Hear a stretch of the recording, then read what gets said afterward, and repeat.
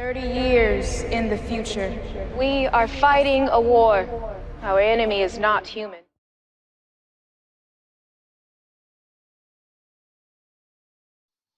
Well, David Ellison at Skydance had this amazing script. He sent it over to my manager. She read it. She loved it. Any job that I do goes through her. She was like, this might be a good one. Why don't we go meet them? We met them. I read it and I was like, wow, this is original IP. That's cool. It's not based on a comic book or a chain restaurant or a pair of shoes or whatever, Reach, no toy brand. It's just an original story. And it's got huge scope. This is a big movie. It's a big budget movie. Are you guys sure you want to do this? And they said, if you'll do it with us, we'll do it. And so it was go. Well, I got sent the script. I think Chris, McKay, and Pratt both were interested in me playing the role of Charlie in this. So they sent me the script.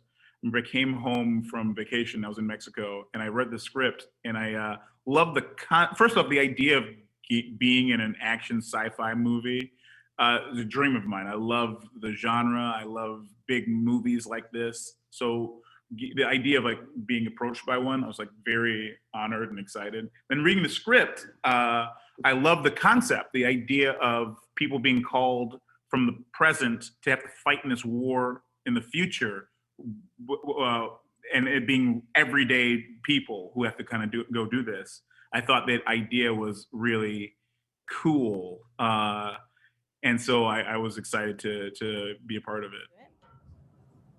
Yeah, I mean, when I first read the script, I was really blown away. I read it really quickly. It was a total page turner, and of course, the people involved were a huge draw card, and so lovely to work with. And then, of course, I love the character. I always look at the story that is being told in the project, and then what the character represents that I'm going to play. And I love that, not only is she this heroine, I guess, in this action movie, but she also has a really strong kind of emotional backbone in the film as well, and that it's really the grounding force of the movie, just in terms of the collective theme that my character is a part of. Yeah, I guess that's how to phrase it without spoiling too much. This was something that I'm still trying to get used to, just an offer that came out of the blue, and it's a big Chris Pratt action adventure thing, and you want to be Chris's dad. So I just went, oh boy, I hope this script is really good, because yes, I already want to do it, and the script absolutely lived up to my hopes, and it was something I was really happy to dive into. I was really drawn to it feels like many different kinds of movies in one movie, and my stuff with Chris Pratt, it really feels like this little tiny indie about a marriage, and it really deals with, I don't know, it even though it's a big shiny alien movie, it really feels like a pretty accurate portrait of what it feels like to be married, and to be in love with someone throughout for a long period of time, and to see them go through changes. And I think she sees Dan as somebody who she can see the person inside that he wants to be, and knows that he's doesn't feel that way right now, and the circumstances of his life aren't meeting his desires inside. And I think that worries her, because we've got a daughter to raise and life to live, and I think that he's sort of sinking into the couch in this darkness when this thing happens. When naturally soldiers explode onto the screen from the future and say there's a war against humanity. But it's sort of his opportunity to find that inner thing and channel it into something. And to me, that's very relatable. Well, I mean, I grew up on sci-fi action movies, horror movies. Those are the things that were really important to me as a kid. Those are things that made me want to be a filmmaker, whether it's Aliens or Terminator or Alien or Blade Runner or E.T. or, The Road Warrior. All of that stuff, action movies, Raiders of the Lost Ark, things like that, Rambo movies and that kind of thing.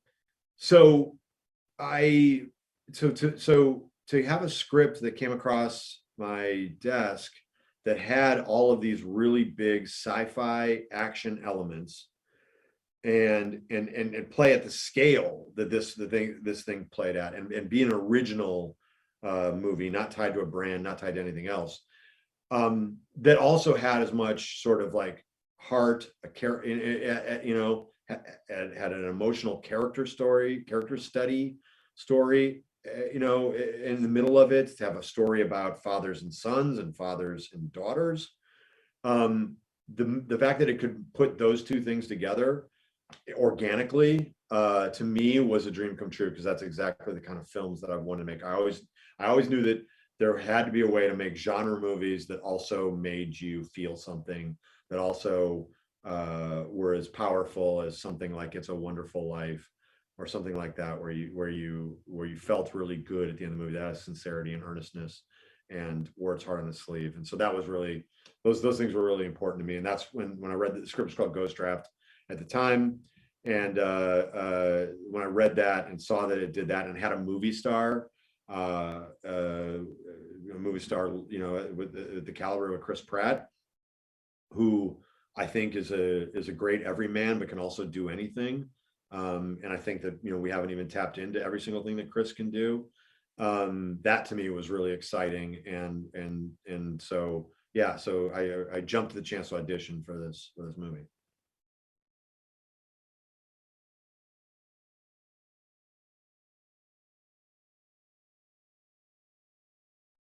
Both were terrific. McKay was such a great guy to work with, because he had such his vision and like his approach to everything was like really fearless in like a really cool way, and like a very confident. So it felt like he was, you could see that he could see the movie while we were making it, and it was really, really cool. And I really liked him a lot. And also, like, he was very, he would let me kind of like do, if I thought something would be cool to do in like a space, he would like let me do that, or like kind of like some of these scenes I could like improvise in, which was like really fun thing to get to do. And with Chris Pratt, it was so much fun, because I mean, you're doing an action sci-fi movie.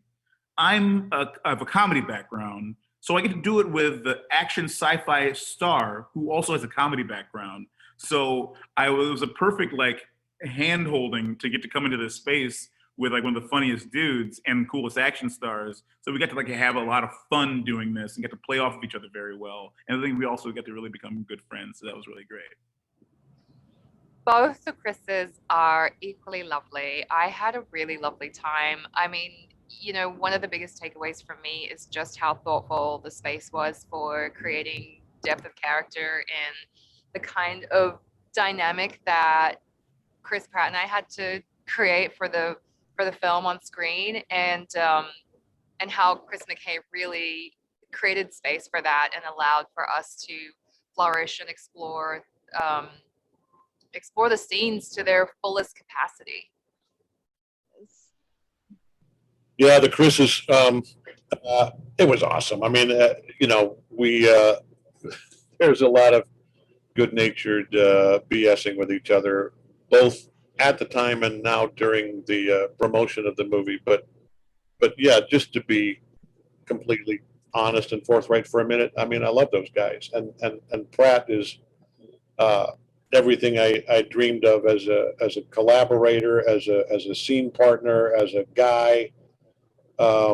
It was really a joy. And McKay, you know, I mean, you look at his resume and you go, wow, this guy hasn't done a lot of, you know, big live action movies, but I mean, you know, he was awesome and so prepared, and you know, that ideal kind of, for me, as an actor, the ideal director is a guy who's really prepared for every given day and knows what he wants, but then he's also open to what the rest of us are thinking and what we're going to give, and that kind of flexibility, especially on a giant movie like this, is a beautiful thing to have.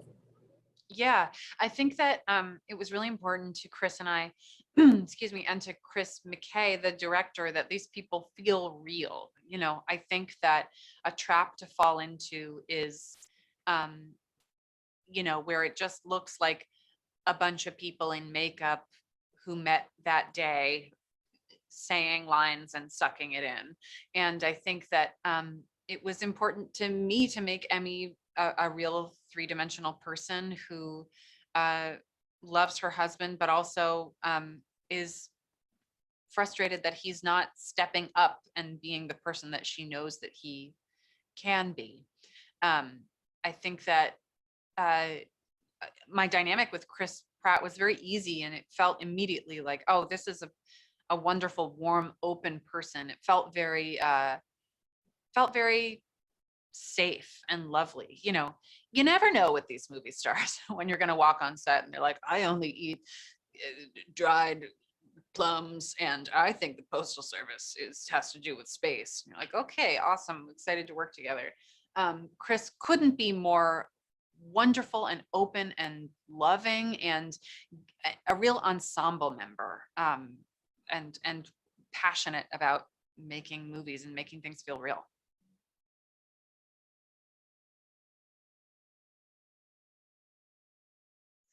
Well, I mean, he's got a great knowledge of film. He's a really good director. I think the very best directors are a bit subdued in their knowledge. They don't lead with everything they know about movies, but they have that as a tool. I mean, he's really smart. He's really well versed. He has a clear vision of what he wants. He's got a great attitude. He doesn't raise his voice and get angry and boss people around. I think like the best to test a director, you have to see them at their worst. And because that moment comes on every movie, and him at his worst is still very great. He's still present. He's listening. He doesn't lose patience. He doesn't lose focus. He does a great job. And so to go from someone who worked extensively in animation, it's a really natural step for him to come to a film like this. There are several layers of animation in a film like this, and a film like this requires extensive pre-visualization animatic shots to set up these action sequences so you can get them done on time, on budget. And he did a great job with that. He'd come in really prepared. He's like, this is what I want it to look like. And that makes it really easy on us as the actors to know exactly what piece of that previs you're recreating. Previs is really important. James Gunn is a big proponent of it. Chris McKay used it. I'm a big fan of pre-visualizing everything. Because you can get all your editing done in the previs. You know, you're not like sending yourself raw material that you don't need in the edit. And on top of that, he's really collaborative. So he would allow for me to have my kind of crazy harebrained ideas. And, you know, if I throw out 10 ideas and one of them is great, it might make it into the movie. The other 9 will be on the editing room floor, but he at least gives me the space to do that, which fulfills me and makes me feel heard. And all the while, even if it was annoying to him, he never let me know, which was really nice. And yeah, he just did a great job. I'm looking forward to seeing what he does next.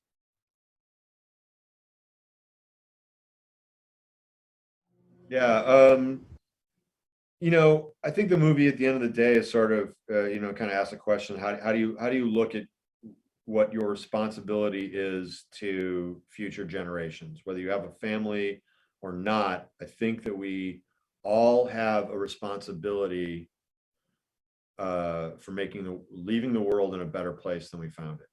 And that to me is hopefully the message of the movie. 30 years in the future. We are fighting a war.